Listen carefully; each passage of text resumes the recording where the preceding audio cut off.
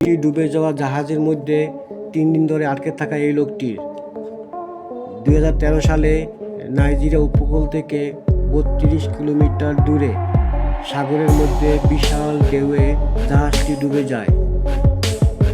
দুঃখজনক ব্যাপার হলো, ডাকাতের ভয়ে রাতে জাহাজের ভেতর থেকে লক করে রাখা হয় এবং লক করে সবাই ঘুমাচ্ছিলেন। রাতের আঁধারে জাহাজটি পানির নিচে তলিয়ে যাওয়ার পর লক হওয়ার অবস্থায় ছিল না কেউ, বরং সবার নাকে মুখে পানি ঢুকে মরণের দিকে এগিয়ে যাচ্ছিলেন এবং এর মধ্যে 11 জন মারা যায়।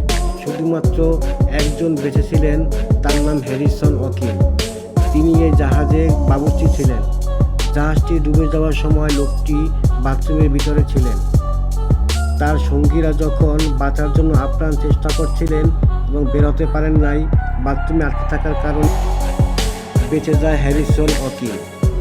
জাহাজটি তলিয়ে গেলেও বাথরুমের উপর দিকে প্রায় 2 ফুটের মতো বাতাস আটকে ছিল। এখান থেকে অক্সিজেন নিয়ে বেঁচেছিলেন।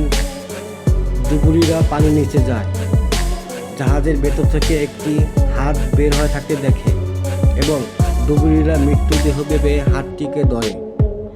ওই হাতও ডুবুরিকে ধরে। তখন ডুবুরি বুঝতে পারে যে লোকটি জীবিত আছে। সে জীবিত বলে জোরে জোরে চেঁচিয়ে অন্য ডুবুরিদেরকে ডাকে এবং হ্যারিসনকে উদ্ধার করে, যা এক ঐতিহাসিক ঘটনা। হ্যারিসন ডুবে থাকাকালীন সৃষ্টিকর্তার কাছে প্রার্থনা করেছিলেন যে এখান থেকে বেঁচে গেলে আর জাহাজে কাজ করবে না।